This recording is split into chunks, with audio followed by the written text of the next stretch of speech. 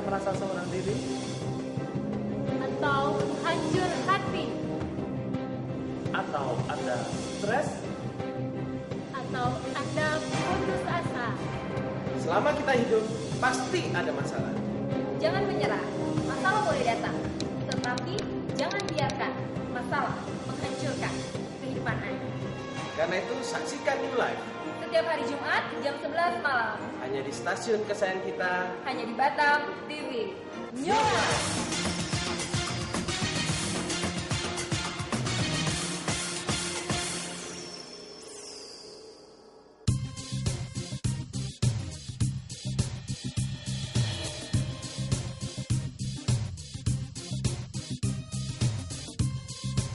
Batam TV, Jembatan Hati.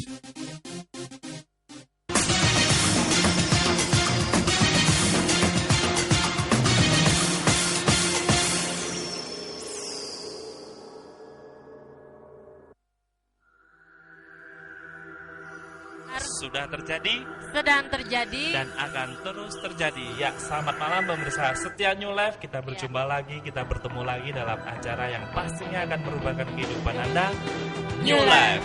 Apa kabar pemirsa pada malam hari ini? Kami yakin dan percaya Anda semuanya dalam keadaan yang luar biasa, dahsyat dan mantap. Sebagaimana siaran New Life pada malam hari ini. Ya, betul sekali. Tentunya siaran New Life hadir setiap hari Jumat pukul 11 malam. Jadi pemirsa jangan pernah lewatkan siaran New Life setiap hari Jumat. Tentunya setiap Jumat kita akan mengangkat tema yang luar biasa yang dapat memberikan inspirasi buat kita, memberikan nilai-nilai yang benar dalam kehidupan kita dan kehidupan kita menjadi lebih baik.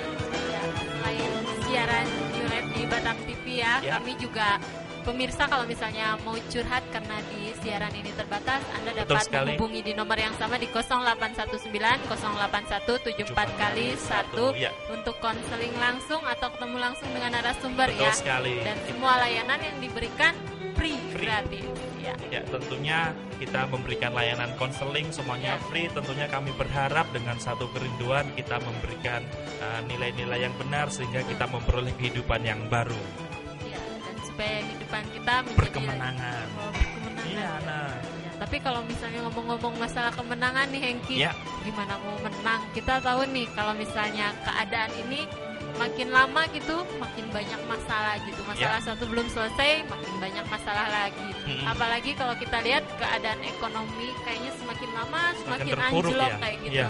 Terus gimana mau hidup menang dong? Kayaknya hidup malah makin lama makin susah. Gimana tuh? Nah, karena itu bukan secara kebetulan pemirsa menyaksikan siaran New Life pada malam hari ini. Karena malam hari ini kita akan mengangkat tema kemenangan. Ya, karena itu pemirsa jangan lewatkan Sedetik sedetik pun pun dari siaran New Life pada malam hari ini karena kebahagiaan Masa depan yang baik dan pengharapan selalu ada untuk kita semua. Ya, siaran ini memang dikemas secara interaktif dari Batam TV secara langsung. Pemirsa bisa curhat, bisa tanya gimana sih memperoleh kehidupan yang berkemenangan. Pemirsa bisa tanya, bisa SMS ke kami ke nomor 0819 081 74 kali 1. Ya, atau pada malam hari ini pemirsa memiliki permasalahan apapun di dalam kehidupan Anda bisa curhat kepada kami, bisa kirim SMS, apapun permasalahan baik dalam masalah pekerjaan, kesehatan, keluarga, rumah tangga, ya atau apapun, jangan ragu lagi, jangan bingung lagi, ayo SMS kepada kami di 0819 081 74 kali 1. Ya, dengan tema kemenangan kita sapa langsung ya narasumber kita pada malam hari ini. Ya, selamat malam Mbak Susilo. Selamat malam Heki, selamat malam Anda, selamat malam pemirsa dan selamat malam Budita. Ya, selamat malam Budita. Selamat malam Ana, selamat malam Selamat Hengki, malam. selamat malam juga Mbak Susilo, Ya, dan malam. selamat malam untuk pemirsa yang ada di rumah dimanapun Anda berada pada malam hari ini. Gimana kabarnya? nih? Tentu saja luar biasa, dahsyat dan mantap. Nah, malam hari ini temanya kemenangan. Ya. Apa yang mau akan disampaikan ini Pak malam hari ini? Budita Menarik mungkin karena yang kemenangan. Iya. Ya. Hidup Menang ini kan main kelereng seperti- kali gitu. Ya, betul sekali. Hidup ini seperti pertandingan. Ya. Contohnya seperti pertandingan kelereng loh. Oh iya, pertandingan kelereng. Ya, seperti kita ini seperti berlomba-lomba mengejar sesuatu, meraih sebuah tujuan, dan setiap kita nggak ada satupun yang ingin menjadi orang yang kalah, betul Ya, ya? Setiap betul kita sekali. pasti ingin sekali untuk meraih kemenangan demi kemenangan di dalam kehidupan ini. Nah, cuma fakta-fakta yang saya jumpai di lapangan adalah bahwa banyak orang kita berusaha sedemikian keras, sedemikian rupa sehingga bisa mendapatkan kemenangan itu, tetapi dengan cara yang tidak fair. Kemenangan ini kan seperti diibaratkan seperti sebuah pertandingan ya. Kehidupan kita ini kan seperti sebuah pertandingan. Nah, dalam sebuah pertandingan kemenangan itu bisa diraih dengan dua cara gitu. Dengan cara yang fair, dengan cara yang benar, dengan cara yang sportif, atau dengan cara yang curang, dengan cara yang tidak benar gitu. Nah, saya melihat beberapa contoh-contoh kasus yang saya jumpai di lapangan. Ada beberapa orang yang berusaha untuk meraih kemenangan demi kemenangan di dalam kehidupannya dengan cara menghalalkan berbagai macam cara.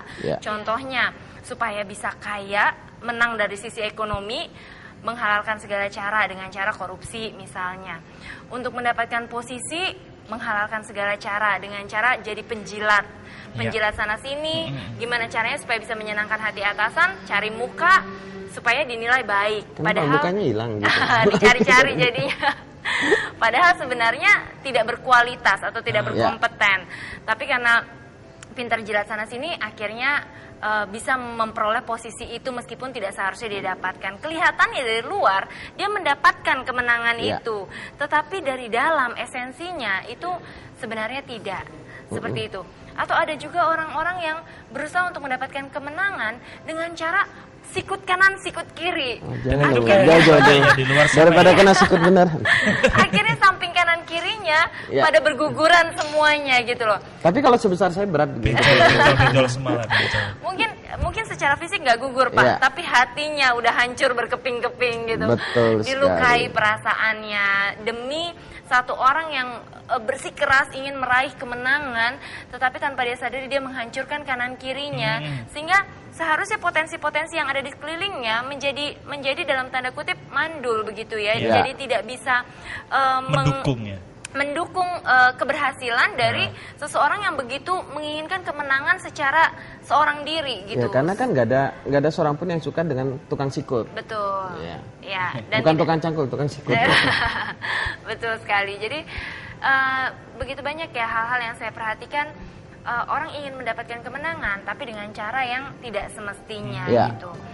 Dan pada akhirnya justru melukai banyak orang. Dalam kehidupan rumah tangga juga seperti itu. Saya lihat pasangan suami istri ini kan harusnya sebenarnya bisa bersinergi untuk membentuk sebuah rumah tangga yang baik dan sehingga bisa menghasilkan generasi-generasi penerus yang juga kualitasnya baik gitu ya, anak-anak, dan juga bisa menjadi berkat untuk lingkungan sekelilingnya. Tapi kenyataan yang saya jumpai adalah suami istri ini ada beberapa ya yang saya jumpai justru malah saling bersaing satu sama lain, saling berusaha untuk mengalahkan satu sama lain sehingga menjadi terlihat paling hebat. Siapa yang paling hebat di antara kita berdua gitu loh. Padahal kan semestinya tidak perlu seperti itu. Jadi bagaimana caranya kita bisa memperoleh kemenangan dengan cara yang sebenarnya, inilah yang pada malam hari ini akan kita bahas. Kita kupas secara tuntas. Oleh sebab itu pemirsa jangan kemana-mana. Pakai pisau. Yang MC siapa ini? Sebentar. Maklum, masih teringat waktu jadi MC. Iya, kalau ngomong masalah kemenangan, emang ada yang salah kalau seorang menginginkan kemenangan? Bukannya seorang kan emang harus berpikiran positif untuk menang. Lalu di mana salahnya, Dok? Iya, memang kalau tidak ada seorang pemenang jika dia tidak menginginkan. Ya kan? Orang bisa menjadi menang karena dia menginginkan sesuatu. Tinggal masalahnya adalah caranya. Nah, saya bahas dulu tentang cara. Kalau cara tadi Bu Dita sudah singgung, ada cara yang benar, ada yang cara yang tidak benar. Dan ini semua punya latar belakang, penyebab-penyebabnya. Tapi nanti mungkin lebih dalam. Cuma saya mau bahas dulu yang tadi ditanyakan, pikiran positif. Ya, orang berpikiran positif untuk mengalami kemenangan itu baik. Dan tapi itu motivator selalu berkata seperti itu Pak ya? Betul sekali. Saya cuma melihat begini, sisi negatif dari berpikir positif adalah putus asa. Kenapa hal itu terjadi? Karena dia berpusat pada keinginan hatinya. Jadi sebenarnya seringkali yang tanpa kita sadari yang menghancurkan kita justru pikiran positif. Makanya saya katakan kita untuk meraih kemenangan bukan berpikir positif, tapi berpikir benar.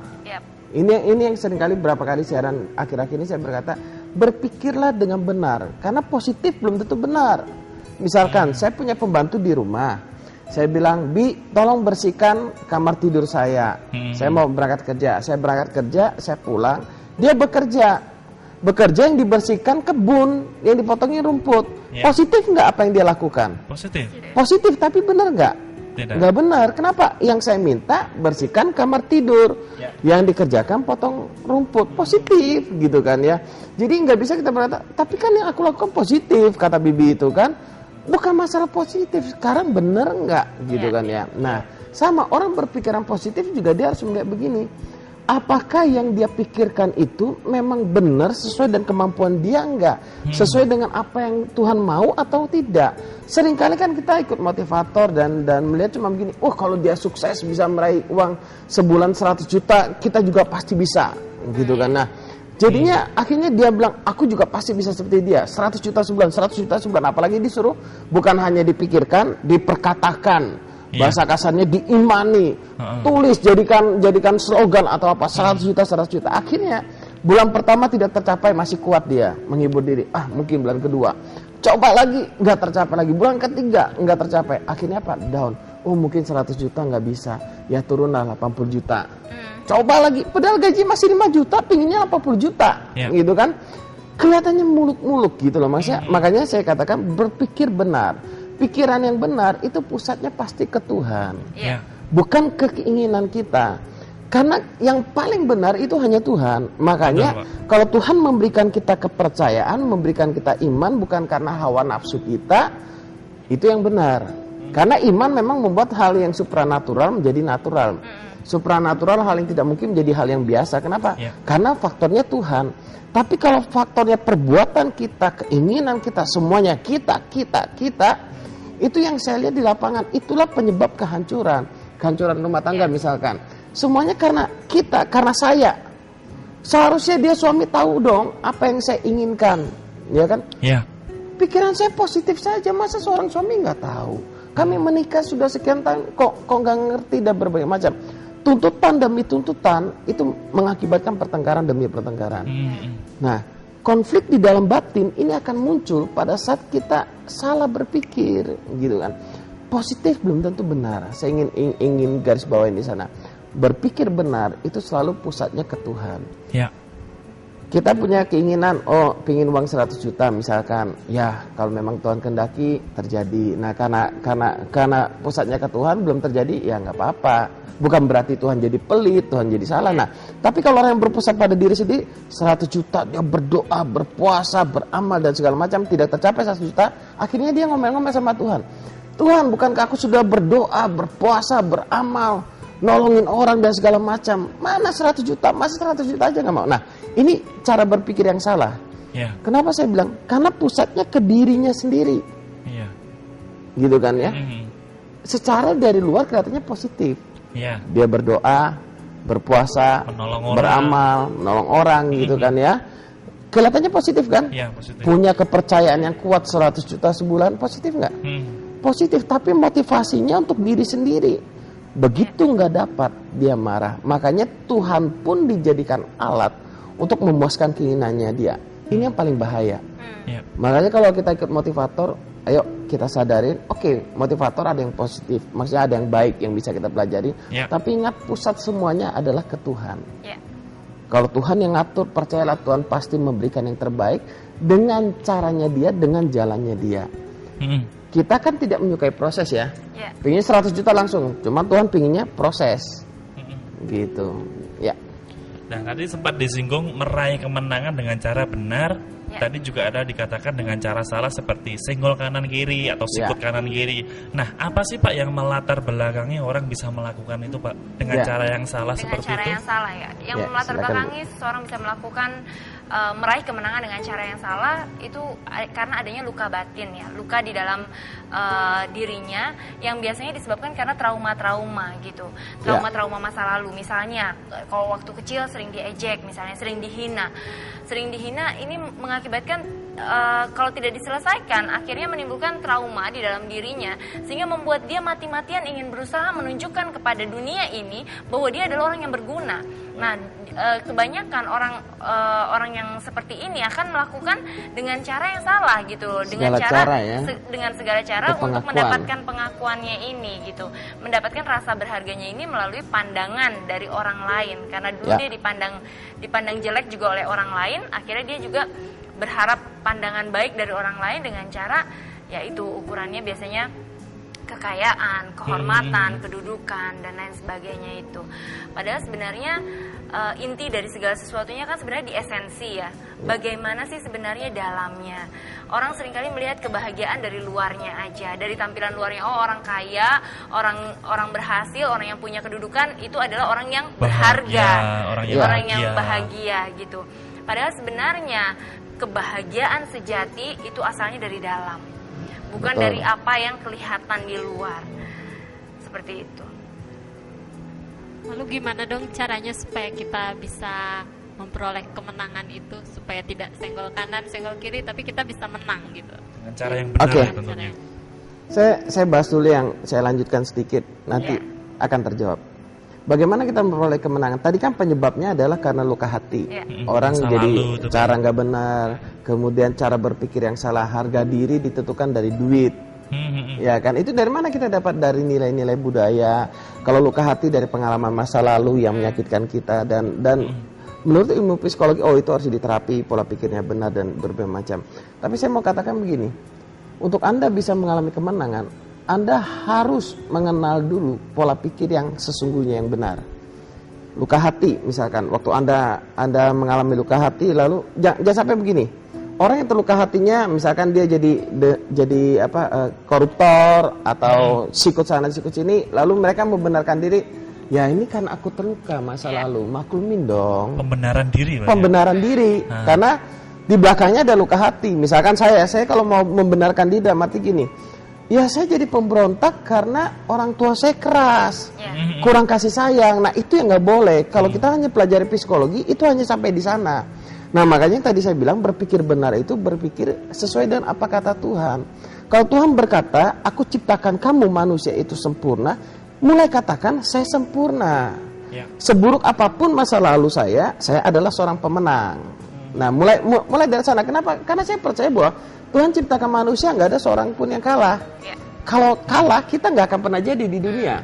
Semenjak kita dalam kandungan ibu kita, waktu papa mama kita berhubungan suami istri, lalu terjadi perjuangan pertandingan untuk mencapai sel telur, itu kan jutaan yang kita kalahkan. Kita ini pemenang. Nah, waktu kita berpikir kita ini pemenang, kita akan bertindak sebagai seorang yang menang.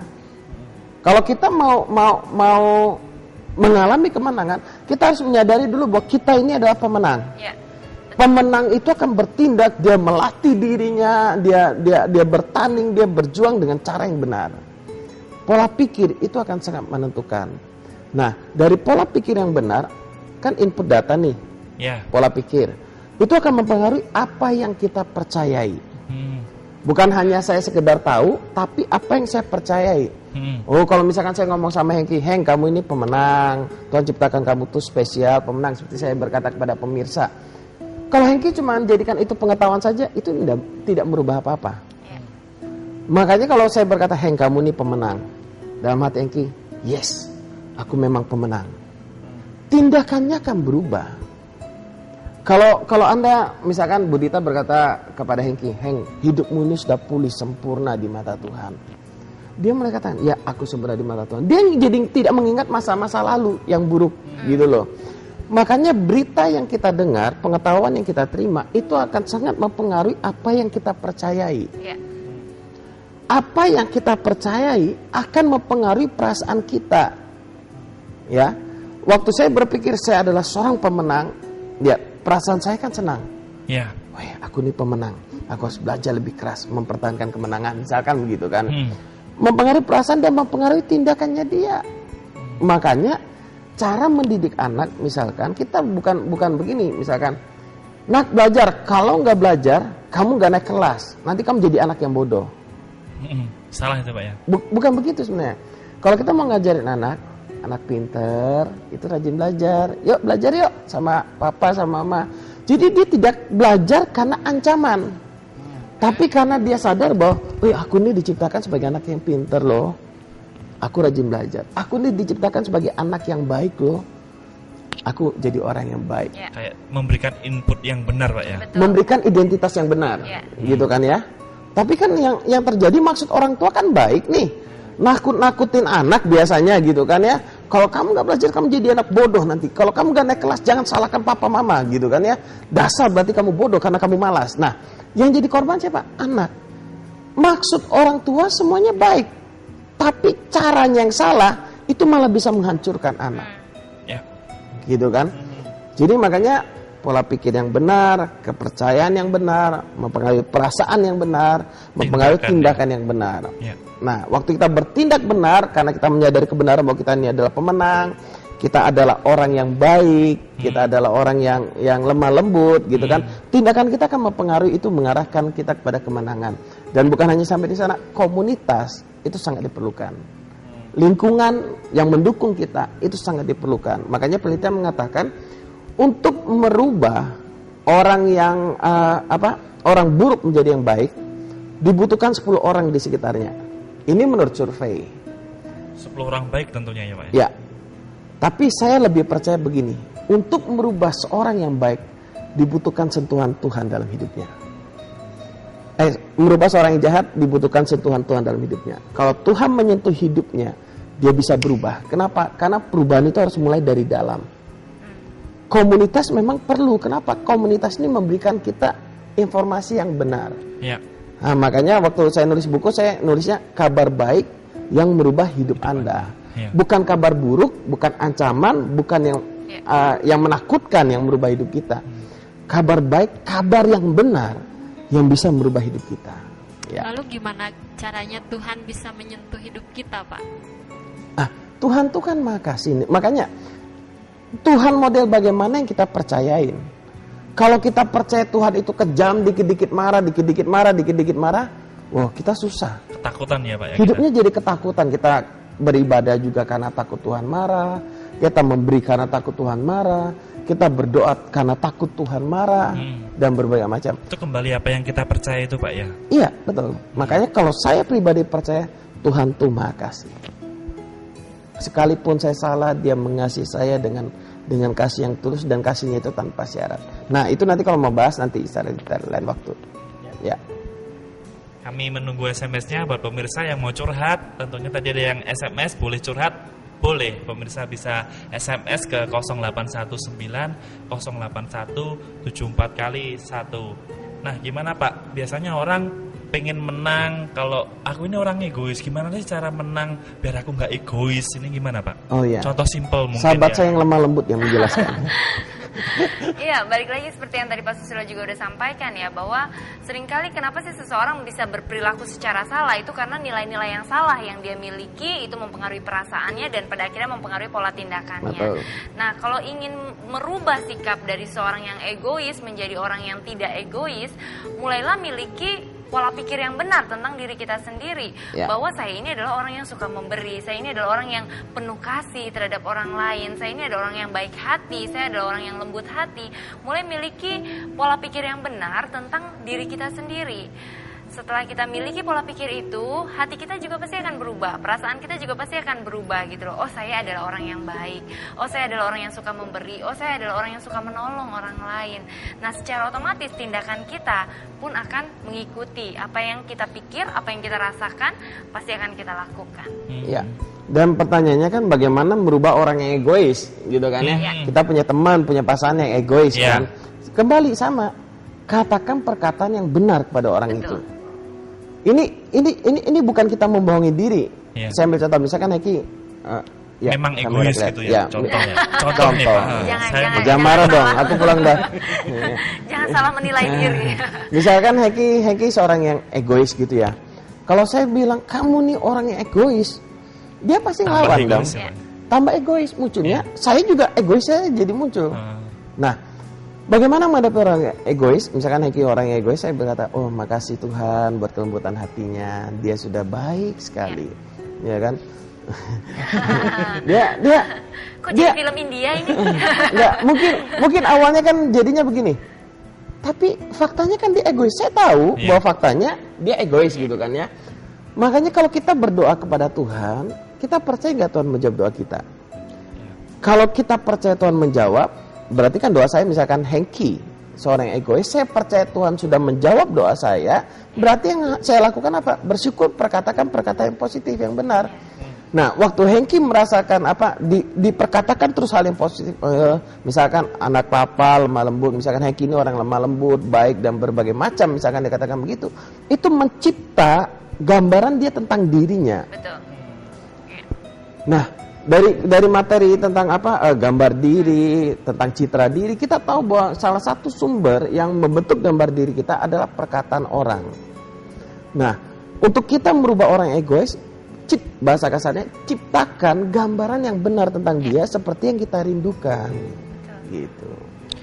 Seperti orang tua ke anak berarti juga penting Pak ya, menciptakan gambaran yang baik tentang anak terhadap ya? Pasangan juga seperti itu kondisinya.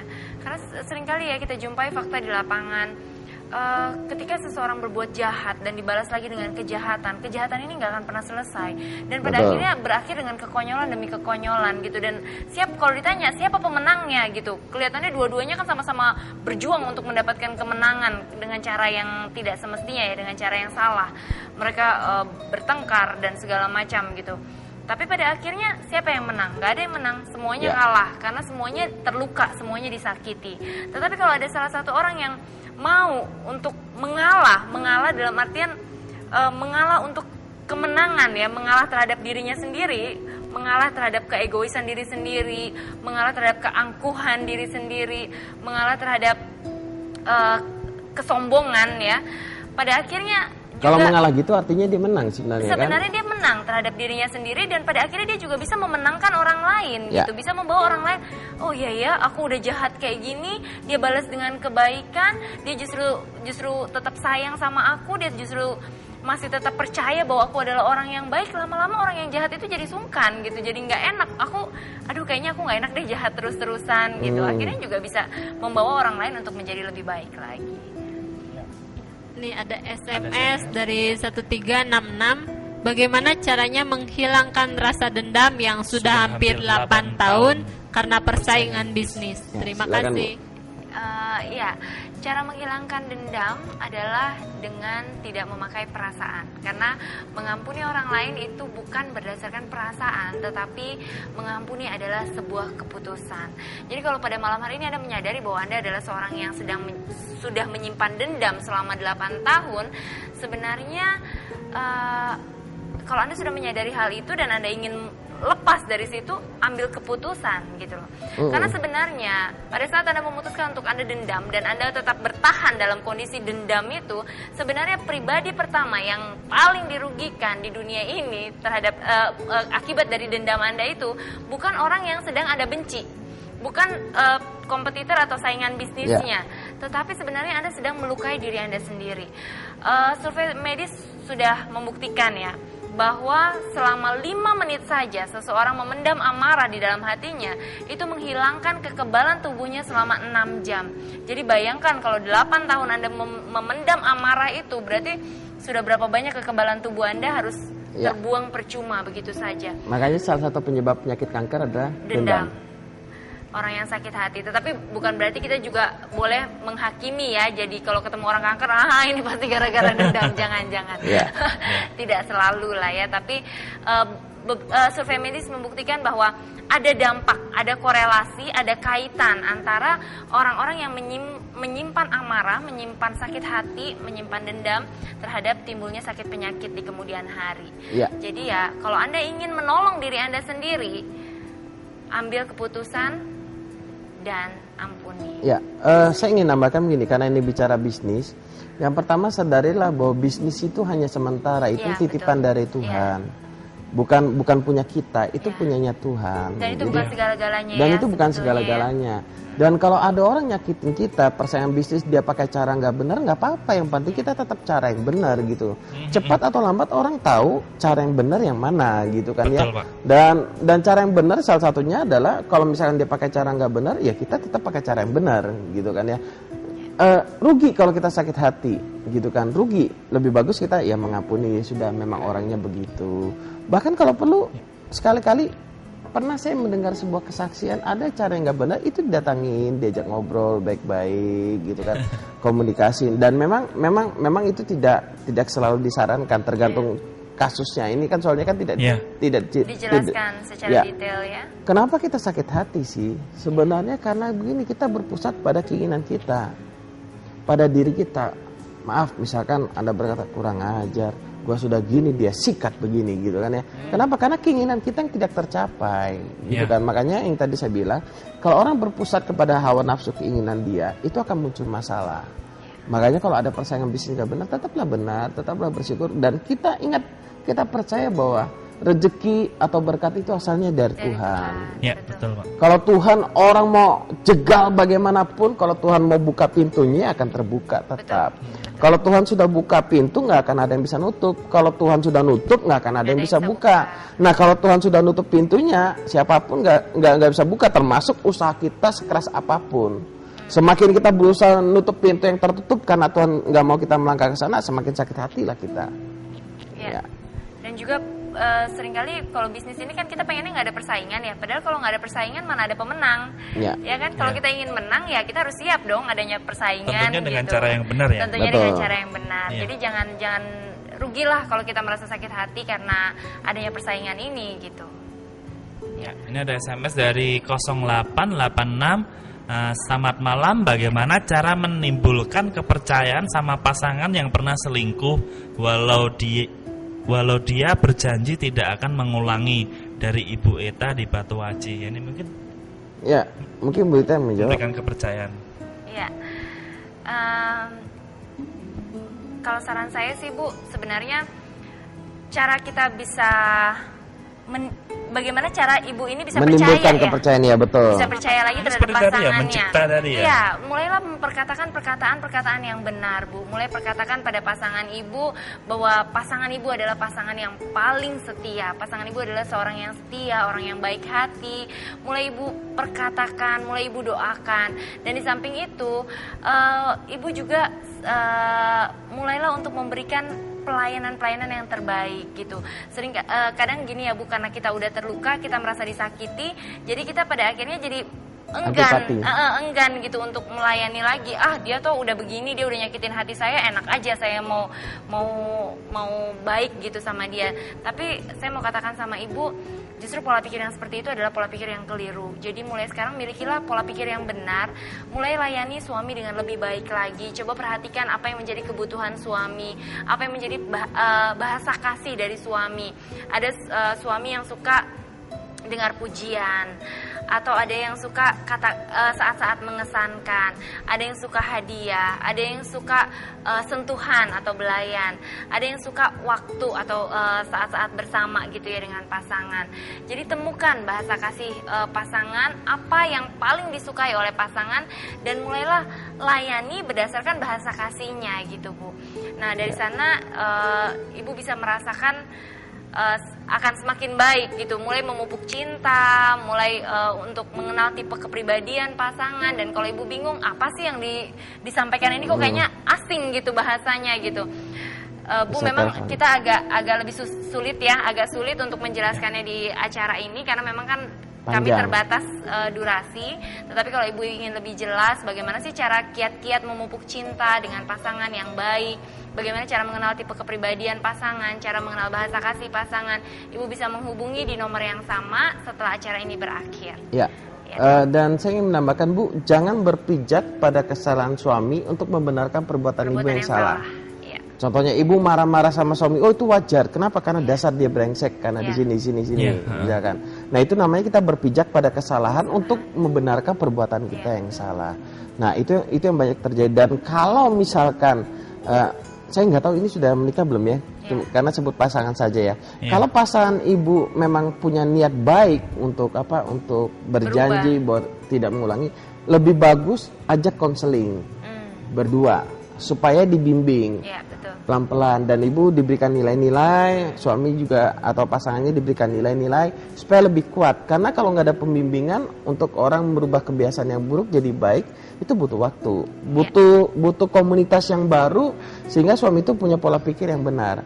Kalau suami atau pasangan ibu komunitasnya masih komunitas lama, komunitasnya adalah komunitas orang suka mabuk, main perempuan dan segala macam, ya agak susah memang. Kenapa komunitas mempengaruhi? Dan biasanya di samping komunitas, orang yang selingkuh biasanya itu juga ada background tersendiri ya Pak ya. Biasanya karena ada trauma-trauma atau luka-luka di masa lalu yang alangkah lebih baik memang kalau diselesaikan dengan konseling. Ya, sebelum lanjut ke SMS kita break sejenak ya. Ya, pemirsa, kita saksikan pesan perubahan yang sesat ini. Tetap bersama kami. Ya, dan kami masih tunggu SMS-nya. Tetaplah setia bersama kami.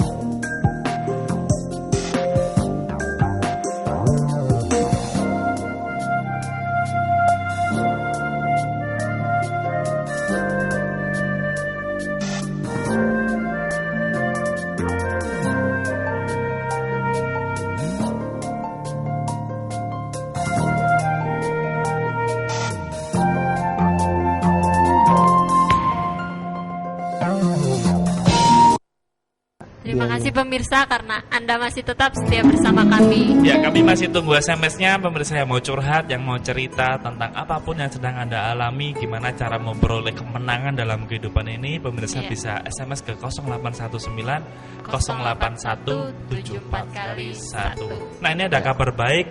Ya, tentunya sesuai dengan judul bukunya ini, kabar baik yang merubah hidup Anda.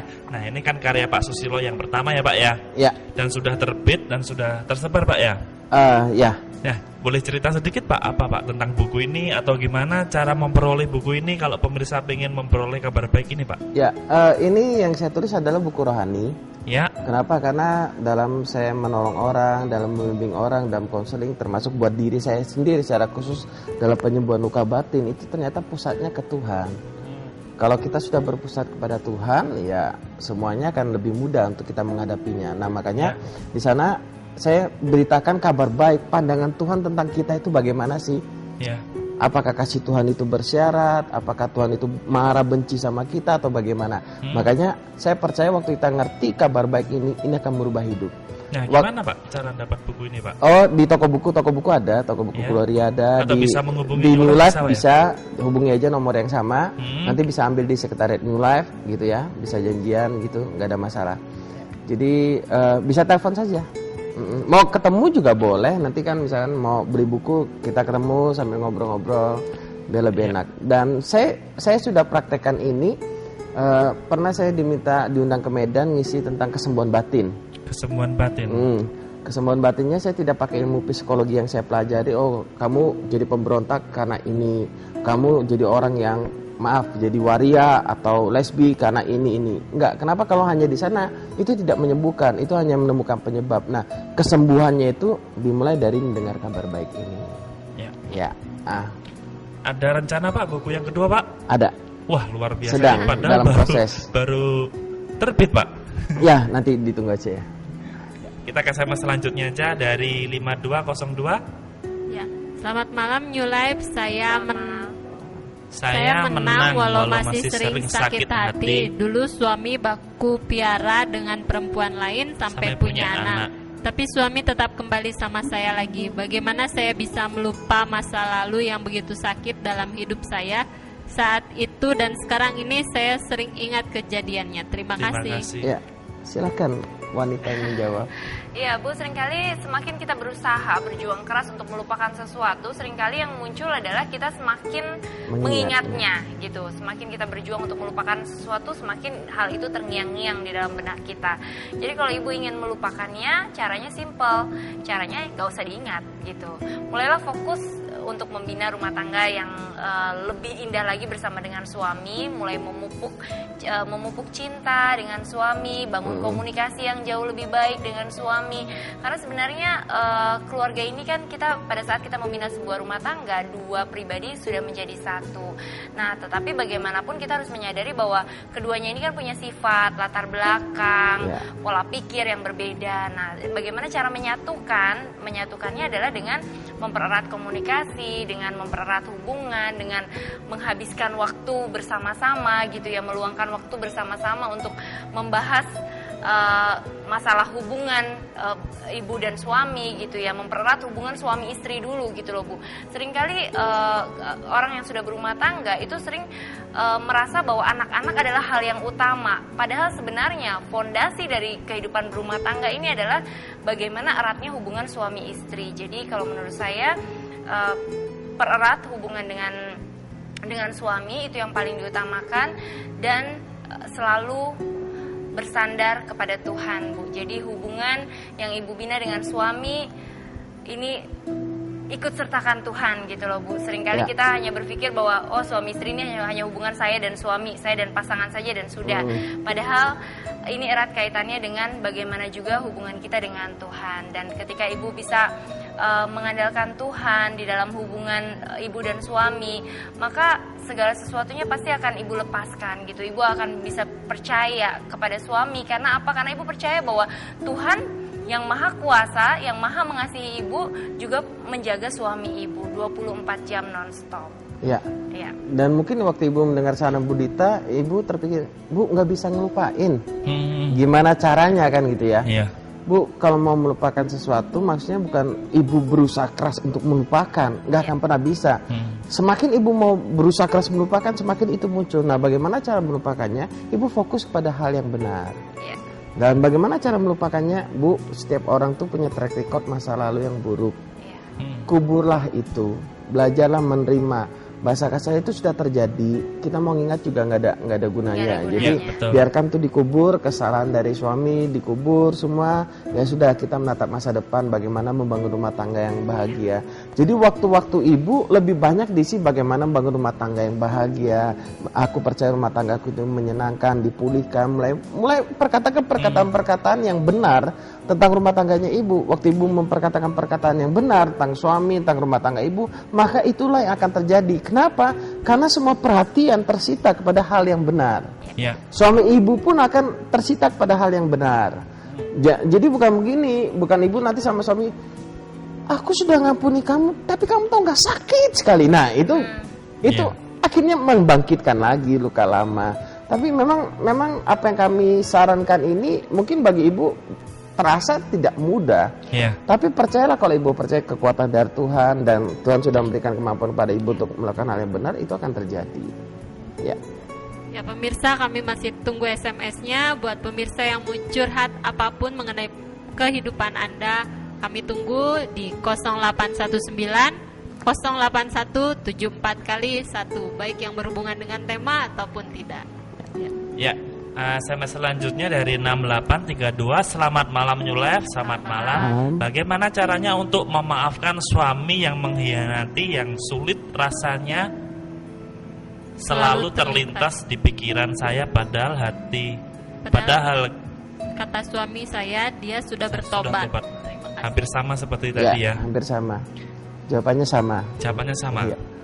Nah, sampai selanjutnya dari 6747, bagaimana cara menjadi suami yang baik dan menjadi ayah yang baik, dan bagaimana kriteria baik itu. Nah ini silakan Mas Susilo. Silakan. Seorang suami yang menjawab. Kriteria yang baik apa dulu? Bagi seorang wanita dulu kan, kita tanya dulu kan. Suami yang baik bagaimana kan gitu. Gimana Bu, kriteria Ibu kira-kira sebagai seorang wanita suami yang baik itu suami yang baik ya. Kalau saya sih satu hal sih, takut sama Tuhan. Kalau bagi saya itu sudah lebih dari cukup. Karena Sama itu ada pasti lagi, Kak, secara otomatis akan segala-galanya. yang nggak fokus sama dirinya sendiri. Iya. Jadi fokus sama istri, sama keluarga, sama anak, gitu kan? Iya. Ya, gini. Kalau kita mau jadi suami yang baik, mulai perkatakan saya seorang suami yang baik. Iya. Mulai perkataan bahwa saya seorang suami yang bertanggung jawab. Saya seorang suami yang menghargai kehadiran Tuhan, menghargai pemberian Tuhan, mengasihi istri dan anak-anak. Mulai perkatakan itu, mulai taruh itu dalam pikiran Anda, maka tindakan Anda akan mengarah ke sana. Saya seorang bapak yang baik bagi anak-anak saya mengantar dia sekolah, saya makan semeja bersama-sama, ngobrol bersama. Kehadiran, Pak, ya. Ya, menjadi teladan gitu kan. Nah, kenapa kalau Anda tidak pernah berpikir bahwa memberikan identitas dalam diri Anda bahwa saya seorang suami yang baik, tindakan Anda akan bebas saja. Jadi nggak baik juga nggak ada masalah. Tapi waktu Anda berkata, oh saya ini seorang suami yang setia, makasih Tuhan kau menjadikan aku seorang suami yang setia. Mau selingkuh, ingat perkataan sendiri. Saya kan setia, kenapa mau selingkuh ini kan? Lupa khilaf. Oh, balik lagi kan gitu kan. Jadi begitulah, semakin kuat Anda memperkatakan hal yang benar, yang sesuai dengan pendapat Tuhan tentang kita, maka kita akan bertindak yang benar. Sesimpel itu. Yang saya jalani di sana sih. Jadi saya seorang suami yang bisa mengarahkan istri dan anak-anak saya ke jalan yang benar, kepada Tuhan. Ya sudah. Akhirnya tindakan saya juga ngarahnya ke sana. Ya. SMS selanjutnya dari 8548. Selamat malam. Saya seorang istri, kalau suami saya marah, saya jadi marah juga sama anak. Apa yang harus saya lakukan sementara suami saya mau menang terus? Nah, menang. Silahkan sekarang. Gimana suaminya mau menang terus tuh, Bu? Iya Bu, kemenangan sejati dari sebuah keluarga adalah bukan ketika salah satu pihak aja yang menang, tetapi kemenangan sejati itu diraih ketika dua belah pihak yang sudah menjadi satu kesatuan ini bisa bergandengan tangan untuk menggapai kemenangan bersama. Jadi kalau saran saya balik lagi seperti yang tadi Pak Susilo sudah katakan, mulai perkatakan kepada diri ibu sendiri bahwa saya adalah orang yang sabar, saya adalah orang yang sabar, saya adalah orang yang lembut hati, saya adalah orang yang pemurah, saya adalah orang pemaaf. Mulai perkatakan itu kepada diri ibu dan ibu akan kagum pasti. Ibu akan kaget karena secara otomatis itu akan merubah perilaku ibu baik terhadap suami, baik terhadap anak-anak.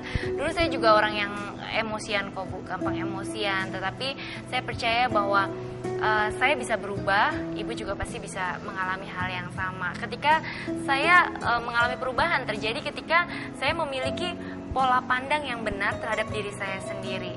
Salah satu diantaranya adalah yaitu mulai memperkatakan kepada diri sendiri bahwa saya adalah orang yang pemaaf, saya adalah orang yang murah hati, saya bukan orang yang pemarah, tapi saya adalah orang yang peramah. Mulai perkatakan itu kepada diri ibu sendiri. Dan mulai menyadari gini loh Bu, sebenarnya kita ini kan juga punya kelemahan ya. Kita seringkali juga mungkin punya kelemahan lain-lain yang kita baik kita sadari maupun kita nggak sadari. Nah, apa sih yang kita harapkan pada saat kita punya kelemahan, pada saat kita berbuat salah, pada saat kita sedang melakukan sesuatu yang tidak benar? Apa sih yang paling kita harapkan? Yang paling kita harapkan adalah satu hal, yaitu pengampunan atau dimaafkan. Saya yakin dan percaya juga pada saat suami ibu sedang marah-marah, sedang melakukan hal yang tidak semestinya dia lakukan, hal yang paling dia harapkan sebenarnya adalah dia diterima, dia dimaafkan. Seperti itu Bu. Apabila ibu bisa bereaksi dengan benar, saya percaya juga lama-lama suami ibu juga pasti akan berpikir kok, untuk apa ya saya marah-marah, istri saya segini baiknya kok. Saya punya istri yang udah luar biasa baik, yang luar biasa sabar sama saya. Aduh, kasihanlah saya marah-marah terus sama dia. Seperti itu Bu. Ya, ini kan ibu katakan bahwa kalau suami saya marah, saya jadi marah. Iya. Berarti kan ibu membenarkan perbuatan yang salah karena suami melakukan kesalahan. Jadi itu coba dihilangkan dulu. Kemudian dari SMS ibu kita bisa melihat ibu berkata bahwa suami ingin menang terus.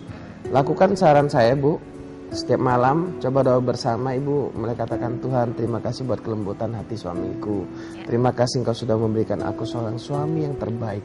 Katakan itu dari hati ibu dengan satu kepercayaan dan biarkan suami ibu dengar. Gak apa-apa, perkatakan saja, gak apa-apa. Daripada ibu bilang, kamu nih mau menang sendiri. Daripada ibu berdoa, Tuhan ubah hatiku yang keras kayak batu Tuhan. Akan marah dia. Coba ibu belajar bersyukur bahwa percayalah bahwa Tuhan bisa merubah hati. Karena bicara perubahan seseorang nggak bisa orang lain yang merubah. New Life nggak bisa merubah orang, hanya Tuhan yang bisa merubah. Makanya kami di sini tugasnya memberikan pola pikir yang benar sehingga Anda bisa menerima kebenaran itu dan mengalami perubahan. Ya. SMS selanjutnya dari 2070, selamat malam New Life. Suami saya trauma akan masa lalu karena miskin dulunya. Sekarang sudah PNS, lagi ngambil sarjana tapi tidak peduli dengan keluarga. Tertutup, jadi tidak mau terbuka dan waktu tiap hari di kampus terus. Nah, gimana ini? Saran saya begini Bu, Ibu coba cari tahu deh. Suami ini sukanya apa? Kenapa dia sampai mengalami kondisi seperti gitu ya? Apakah karena dia ada target-target tertentu yang harus diselesaikan, atau trauma kuliahnya atau skripsi? Kalau trauma kemiskinan kan ibu kan, makanya suami istri ini yang paling penting, suami istri ini dua sudah menjadi satu. Itu dulu sadarin. Ada saat-saat memang suami lagi sibuk kerja terus, bahkan seakan-akan nggak ada waktu buat istri dan anak. Nah, bagaimana menyelesaikan ini? Saran saya cuma satu Bu, komunikasikan. Waktu ibu komunikasikan dengan baik, ibu bisa melihat ini penyebabnya trauma atau karena ada target tertentu. Kita nggak bisa digi-digi bilang, oh ini karena trauma, ini karena trauma, ini karena trauma, gitu. Jadi kalau dia sering berada di kampus dan dia benar-benar berada di kampus, di perpustakaan atau apa, mungkin ada sesuatu yang dia kejar. Kalau tanya ya, mungkin ada tujuan tertentu yang ingin dicapai. Kalau dia ada sesuatu yang dia kejar, justru ibu tahu yang dia kejar itu positif, lulus dengan cepat, dukunglah. Dukung, tempatkan diri ibu pada posisinya gitu kan. Karena saya lihat kalau kuliah kaitan dengan trauma karena miskin, ya memang bisa kalau kita mau kaitkan. Cuman coba belajar percaya bahwa suami sudah pulih dan cari tahu dulu tujuannya apa. Ya. SMS selanjutnya dari 7565. Selamat malam New Life. Saya seorang suami yang pernah menyakiti istri, tapi saya benar-benar ingin dan sudah merubah, tapi tetap saja di mata istri saya selalu salah. Apa yang harus saya lakukan? Kalau diajak komunikasi, istri selalu mau menang. Terima kasih dan sukses selalu. Terima kasih. Ya, saya kelihatannya menjawab ini ya. Ya Pak, begini, setiap kesalahan itu mengandung resiko. Tidak ada kesalahan yang tidak mengandung resiko atau konsekuensi. Waktu Bapak melakukan kesalahan, apalagi ini kan pernah menyakiti hati istri ya. Iya. Disebutkan enggak pernah menyakiti karena selingkuh atau apa? Kalau kita pernah menyakiti hati istri misalkan karena selingkuh misalkan ya, itu memang butuh waktu yang cukup panjang untuk istri bisa percaya, memulihkan kembali kepercayaannya. Karena wanita itu kan ngikutin perasaan ya. Kita nggak bisa begini, saya melakukan kesalahan lalu saya datang pada istri saya, yang aku minta ampun, aku sujud misalkan, sujud benar-benar minta ampun, lalu istri kita muncul kayak malaikat langsung sudah sembuh luka hatinya. Nggak bisa, nggak bisa. Kenapa? Karena makanya saya bilang proses pembimbingan, banyak orang begini, pinginnya satu kali konseling selesai. Padahal luka hatinya bertahun-tahun, mana bisa begitu modelnya. Makanya ini Pak, kalau Bapak mau istri belajar percaya, Bapak harus membuktikan juga dari perbuatan-perbuatan Bapak yang penuh kasih sayang kepada istri. Sekalipun istri salah tangkap kepada kita, karena Bapak sungguh-sungguh mulai perkatakan perkataan yang benar kepada istri. Terima kasih Tuhan, Kau sudah memberikan istri yang terbaik. Kenapa saya katakan ini? Karena saya mengajarkan ini kepada banyak orang, dan waktu mereka melakukan banyak mengalami pemulihan gitu loh. Ini hal yang simple, hal yang sederhana kelihatannya, tapi waktu diterapkan itu sangat berkuasa. Maksudnya memberikan dampak yang luar biasa. Tapi memang saya lihat masing-masing keluarga berbeda-beda. Ada yang 1 minggu tiba-tiba mereka jadi romantis, ada yang bertahun-tahun baru jadi romantis. Kan tergantung seberapa dalam akar baiknya ya, responnya kan. Semakin dalam akarnya, semakin butuh waktu lah untuk membersihkannya kan. Kalau kita tanaman gitu kan, mau cabut akar yang dalam, yang pohon yang akarnya dalam gitu kan makin susah. Nah makanya butuh respon, butuh kerendahan hati, pembimbingan, konseling itu akan sangat membantu Pak. Ya. Dan kalau memang diajak komunikasi mungkin kondisinya masih sulit, ya bisa dimulai dengan doa bersama seperti yang tadi Pak Susilo katakan gitu. Mulai doakan, mulai perkatakan kata-kata yang benar tentang istri Bapak. Ya, SMS selanjutnya dari 4772. Assalamualaikum. Waalaikumsalam. Selamat malam Bapak Ibu. Semoga panjang umur. Wah, terima kasih. Terima kasih. Bapak Ibu. Ini saya punya istri, aku sayang sama istri, tapi dia jahat sama anak-anak. Gimana caranya menghadapi semua ini? Jadi dia sayang sama istri, tapi istrinya suka jahat sama anak. Silakan Bu Dita. Ya mungkin hampir mirip-mirip sama yang tadi ya jawabannya ya Pak, kalau Bapak menyaksikan dari awal. Intinya adalah mulailah untuk percaya bahwa istri Bapak adalah istri yang terbaik. Mulai perkatakan perkataan yang benar tentang istri Bapak. Mulai perkatakan terima kasih Tuhan karena Engkau memberikan istri yang terbaik untuk aku. Istri yang sayang sama anak-anak. Istri yang lemah lembut, yang penyabar, yang begitu peduli sama anak-anak. Mulai perkatakan perkataan-perkataan yang benar, dan kami percaya Bapak pasti akan melihat perubahan itu terjadi di dalam diri istri Bapak. Ya, Pak, kalau kita bombardir istri dengan kasih sayang, saya rasa dia kan secara otomatis juga mengasihi orang lain. Air ini kalau misalkan, misalkan ini gelas ya, kalau misalkan plastiknya ini saya buka, dia hanya airnya bisa meluap keluar kalau saya isi air terus sampai dia kepenuhan, gitu kan. Nah, istri Bapak mungkin dia keras atau kasar kepada anak-anak karena dia mengalami perlakuan yang gak enak mungkin masa lalu, mungkin dari keluarganya. Nah, satu-satunya cara untuk memulihkan ini adalah bombardir dia dengan kasih sayang yang melimpah. Nanti waktu dia mendapatkan kasih sayang melimpah, hatinya bahagia, dengan anak-anak juga dia akan seperti itu. Ya. Tentunya Bapak juga harus pertimbangkan anak Bapak ada berapa. Anak 5 urus sendiri, masih kecil-kecil semua. Wah, kan pusing juga kan. Nah, kalau gitu solusinya carikan pembantu yang menolong gitu kan. Jadi itu harus diatur, Pak. Bijak-bijak. Kalau kita lihat kemampuan istri kita ini sampai segini, jangan kita kasih segini gitu kan. Kasihan. Kalau kemampuan istri kita sampai segini, ada pekerjaannya segini, ya udah cari solusi. Ada pembantu kah? Atau apa? Atau suami membantu pekerjaan istri suami juga membantu bisa. kah gitu ya. Istri saya itu paling senang kalau dibantu karena bahasa kasihnya adalah pelayanan. Jadi kalau dia lagi cuci piring, saya tiba-tiba peluk dari belakang sambil nyuci, wah senang minta ampun dia. Berarti cocok ini panggil Pak Susilo ini ya. Oh jangan. Kalau ada hajatan ya boleh panggil. Maksudnya cuci piring.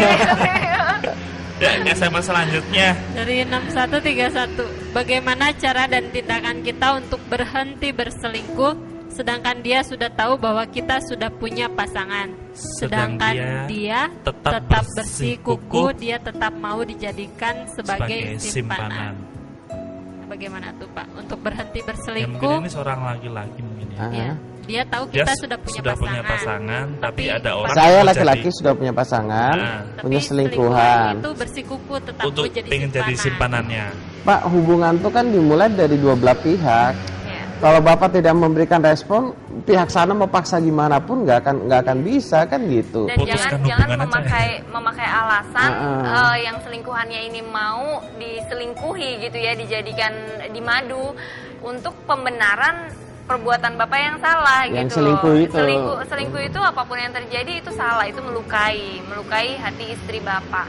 Jadi ya dari situ Bapak lah yang harus mengambil keputusan gitu. Jadi keputusan yang harus Bapak ambil bukan berdasarkan dari pendapat orang lain gitu loh. Baik dia mau dimadu atau tidak mau dimadu, bukan itu harusnya yang menjadi dasar Bapak dalam mengambil keputusan. Bapak seharusnya independen dan Bapak harus bisa melihat mana yang benar, mana yang salah. Dan saya yakin dan percaya Bapak tahu ya, karena bisa mengirimkan SMS ini. Betul. Saya sangat yakin Bapak menyadari posisi Bapak di mana. Sebenarnya secara hati sudah tahu. Ya. Dan ambil keputusan saja Pak, ambil keputusan. Saya dukung Pak. Wah, dukungnya gimana kan? Ya, tapi sayang sekali Pak, mau dukung waktunya juga habis Pak. Oh iya.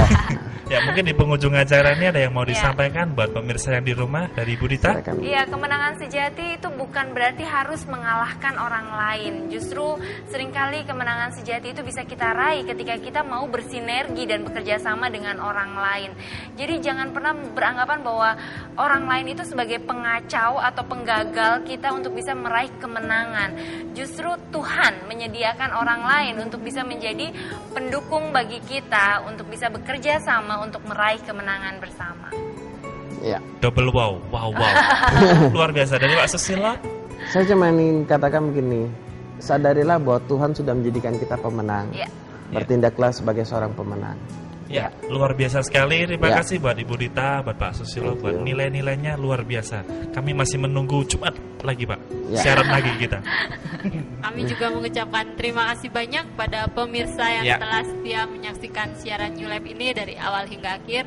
Dan kami mohon maaf karena tidak semua SMS yang masuk pada kami bacakan semua berhubung keterbatasan waktu. Namun bila pemirsa masih tetap ingin mendapat jawaban dari setiap permasalahan Anda tetap dapat menghubungi narasumber kami di nomor telepon yang sama, yaitu di 0819 081 74 kali 1. Dan di luar kita siaran di New Life di Batam TV, kami juga ada tempat konseling. Pemirsa bisa bertemu dengan narasumber, semua free, semua gratis, dan semua layanan memang kita berikan secara cuma-cuma. Ya, pemirsa bisa menghubungi di 0819 081 74 kali 1. Kami mohon maaf pemirsa, mungkin sama kami siaran ada sikap kami ataupun tutur kata kami yang kurang berkenan di hati pemirsa. Tujuan dari acara ini supaya kehidupan kita menjadi lebih baik dan lebih bermakna. Ya pemirsa, kami juga mengucapkan terima kasih banyak pada kru Batam TV yang bertugas pada malam hari ini, karena tanpa bantuan dan kerjasama dari pihak Batam TV tidak mungkin acara ini dapat berlangsung dengan baik dan lancar. Ya, pemirsa juga bisa menyaksikan video kami dengan tema-tema yang lain. Tentunya Jumat yang kemarin bisa menyaksikan melalui Facebook. Pemirsa bisa bergabung dengan nama akun New Life spasi Batam TV. Ya, pemirsa juga yang mau mendapatkan bukunya Pak Susilo, kabar baik yang merubah hidup Anda, bisa telepon di nomor yang sama di 0819 081 74 kali 1. Terima kasih banyak pemirsa, saksikan terus siaran New Life setiap hari Jumat pukul 11 malam hanya di stasiun TV kesayangan kita semua, hanya di Batam TV. New Life.